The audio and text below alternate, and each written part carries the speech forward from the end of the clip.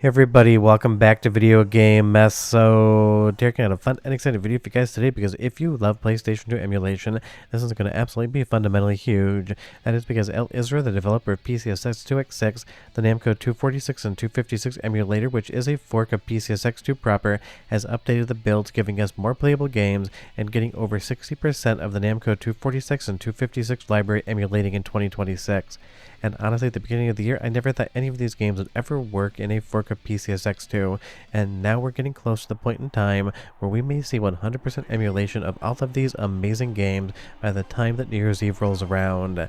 And secondarily, Teknoparrot has also incorporated PCSX2x6 into the launcher, so every single game that you can play on the emulator can now be launched within Teknoparrot without a subscription, because I know a lot of people have been getting a little bit of an issue setting this thing up because it's definitely hard mode, and that's why I've not done a tutorial yet, because I've been waiting to see how things shake out.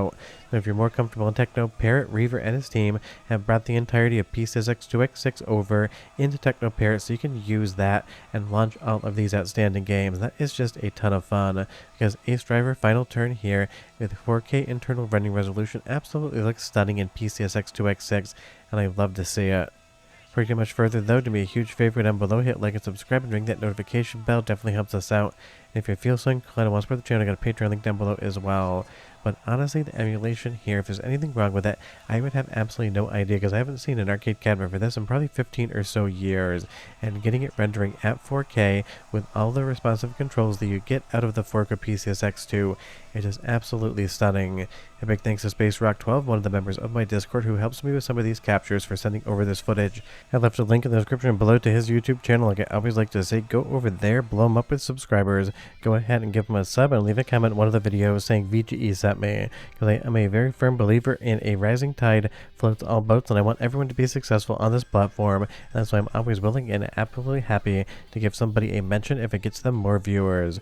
But moving over to Taiko Drum Master, these games are now playable in Teknoparrot as well as the mainline PCSX2x6, so either way you play them, if you're into it, it will 100% work.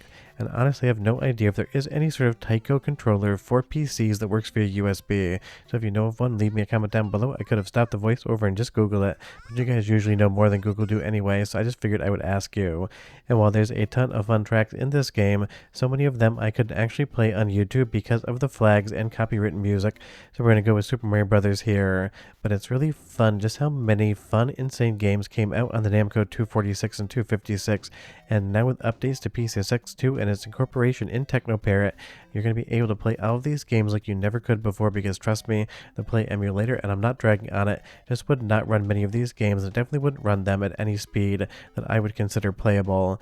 Now today, you have over 60% of the library playing, a lot of them allow for graphical enhancements, you have very limited latency that won't affect your gameplay whatsoever, and you have arcade exclusives that you could never play before. Let's go into the first of actually 3 soundtrack samples this video, because I can't show you this and not let you listen to it.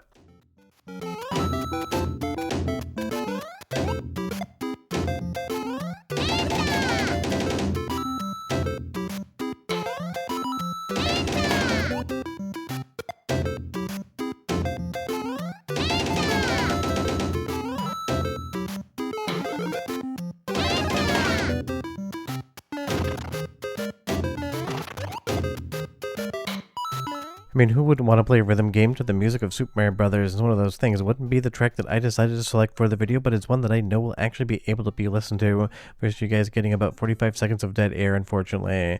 So if you do want to stream this, if you want to talk about it on YouTube, just be aware, be careful when you play this game and what tracks you're actually playing to, because more often than not, you're going to find a problem with some of them. But the thing you're not going to find a problem with, honestly, is the input latency or emulation.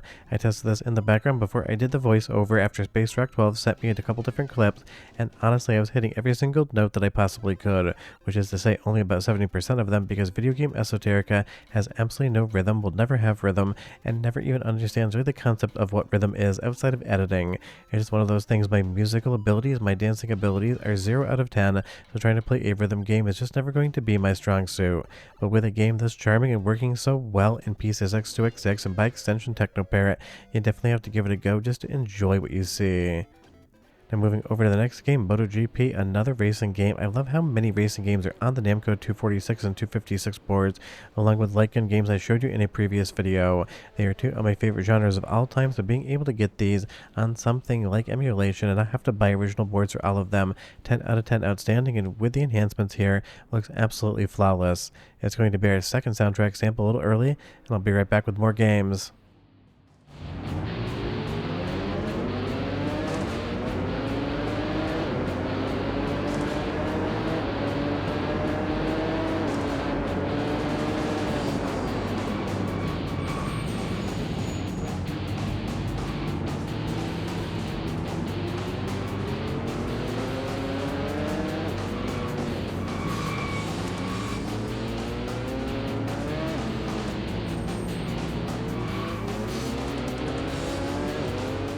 I mean, that just sounds like MotoGP to me, but you leave me a comment down below and you tell me what you think. And honestly, I feel like most people aren't even going to know this game existed, because this did get a kind of a port on PlayStation 2, but it does have some differences.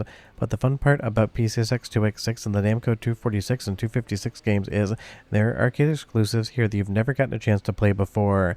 When we go back over to the Ace Driver final turn footage, do know that that was supposed to get a home port to PlayStation 2. It was announced back in the day, but we never actually got that on PlayStation 2. So unless you own original arcade hardware or a cabinet or know where their one is, then this is going to be the only way to play it. But honestly, with emulation that is this spectacular, you really don't need anything else.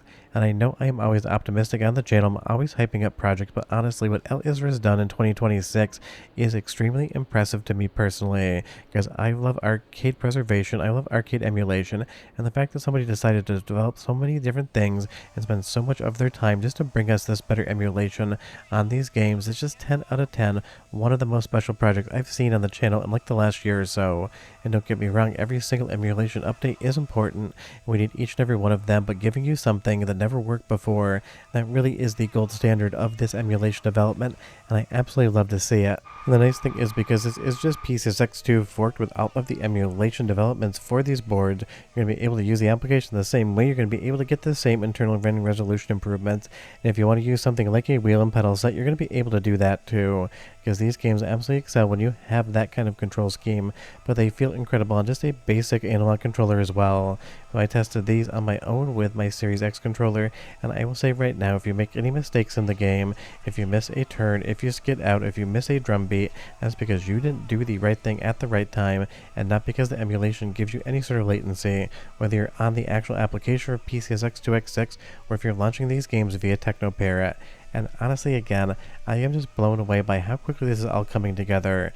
Obviously, it's standing on the giant shoulders of something like PCSX2 and their PlayStation 2 emulation base, but that never supported any of the arcade games, and they do have hardware differences, they do have security differences, and a bunch of other stuff, so it is not a light lift to be able to get these games actually emulating, especially this well. I kind of thought that maybe this would take a year or two to get like a dozen games running, but now we're basically a month and a half into me talking about this on the channel, and we're already over that 60% mark.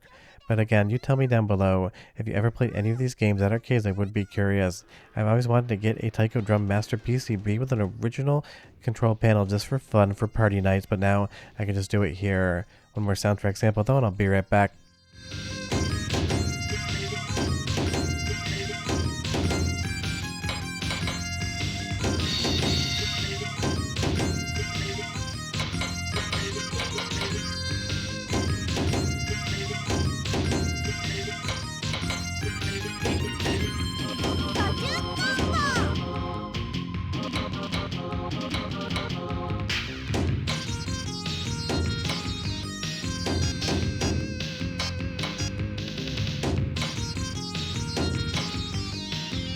It's really fun to get some video game music in Taiko Drum Master, but honestly, Namco 246 and 256 arcade emulation this good in 2026 is right up there with PlayOn re-released the Neo Geo AES as the AES Plus for things that I'm absolutely hyped about and things I absolutely did not expect to see, because video game preservation is so important, and we could end up in a situation where these games got lost to time.